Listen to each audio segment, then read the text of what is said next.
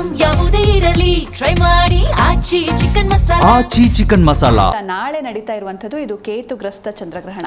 ಈಗ ನಾವು ಈ ಹಿಂದೆ ನೋಡಿದ್ವಿ ರಾಹುಗ್ರಸ್ತ ಕೇತುಗ್ರಸ್ತ ಅಂತೆಲ್ಲ. ಏನಿದು ರಾಹುಗ್ರಸ್ತ ಚಂದ್ರಗ್ರಹಣ ಅಂದ್ರೇನು, ಜೊತೆಗೆ ಕೇತುಗ್ರಸ್ತ ಚಂದ್ರಗ್ರಹಣ ಅಂದ್ರೆ ಏನು ಅಂತ?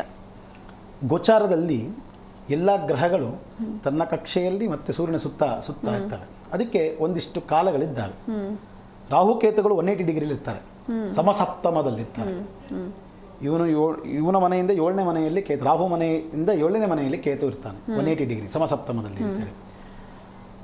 ಅವರು ಸೂರ್ಯ ಅಥವಾ ಚಂದ್ರ ಆಯಾ ಕೇತುವಿನ ಸ್ಥಾನಕ್ಕೆ ಬಂದಾಗ, ಚಂದ್ರ ಈಗ ಕೇತುವಿನ ಸ್ಥಾನದಲ್ಲಿ ಇದ್ದಾನೆ, ಹಾಗಾಗಿ ಕೇತುಗ್ರಸ್ತ ಚಂದ್ರಗ್ರಹಣ.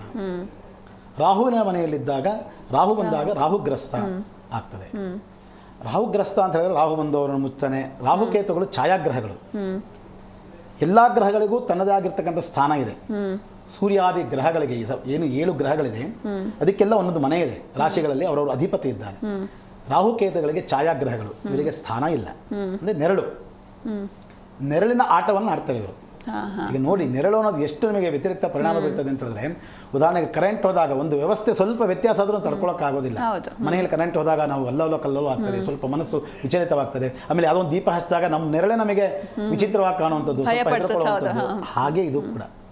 ಹಾಗಾಗಿ ಆ ಒಂದು ರೇಖೆಯಲ್ಲಿ ಕೇತುವಿನ ಪ್ರಭಾವದಿಂದ, ಛಾಯೆಯಿಂದ ಬರುವಂತಹ ಒಂದು ಗ್ರಹಣಕ್ಕೆ, ಕೇತುವಿನ ಛಾಯೆಯಿಂದ ಈ ಗ್ರಹಗಳು ಸೂರ್ಯ ಆಗ್ಬೋದು ಅಥವಾ ಚಂದ್ರ ಆಗ್ಬೋದು, ಅವುಗಳಿಂದ ಮುಚ್ಚಲ್ಪಡ್ತವೆ.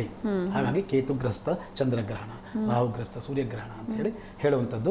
ಅದರ ಒಂದು ಮೈಲಿಗೆಯ ನಿವಾರಣೆಗೋಸ್ಕರ, ಅಂದರೆ ಅವರು ಏನು ಪ್ರಾಕೃತಿಕವಾಗಿ ಕೆಲಸ ಮಾಡ್ತಿರ್ತಾರೆ, ಆ ಪ್ರಾಕೃತಿಕವಾಗಿ ಆಗುವಂಥ ಕೆಲಸಕ್ಕೆ ಅಡೆತಡೆ ಆಗ್ತದೆ ಒಂದಷ್ಟು ನಿಮಿಷ.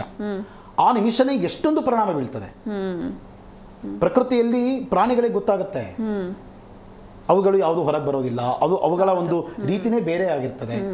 ಪ್ರಕೃತಿಗಳ ವಿಚಾರವನ್ನು ನಾವು ಇಲ್ಲಿ ನಮಗೆ ಕಾಣೋದಿಲ್ಲ. ಬೆಂಗಳೂರು ಸಿಟಿಯಲ್ಲಿ ಸ್ವಲ್ಪ ಹಳ್ಳಿ ಕಡೆ, ಸ್ವಲ್ಪ ಮಲೆನಾಡು ಕಡೆ, ಆ ಕಡೆ ಎಲ್ಲ ಹೋದ್ರೆ ಆ ಪ್ರಕೃತಿ ಆಗುವಂಥ ಬದಲಾವಣೆ ನಾವು ನೋಡ್ತೀವಿ. ಜಾನುವಾರುಗಳಲ್ಲಿ ಅಥವಾ ಮನೆಯಲ್ಲಿರ್ತಕ್ಕಂತಹ ಪಕ್ಷಿಗಳಲ್ಲಿ, ಪ್ರಾಣಿಗಳಲ್ಲಿ ಮಂಕಾಗಿರುವಂಥದ್ದು, ಆ ಪ್ರಕೃತಿಯಿಂದ ಬರುವಂಥ ಸಹಜ ಕ್ರಿಯೆ ನಿಂತೋಗುತ್ತಲ್ಲ, ಮತ್ತೆ ಅವೆಲ್ಲ ವಾಪಸ್ಸು ಆ ಗ್ರಹಣ ಬಿಟ್ಟ ಮೇಲೆ ಎಲ್ಲ ಚೈತನ್ಯವಾಗಿರ್ತವೆ.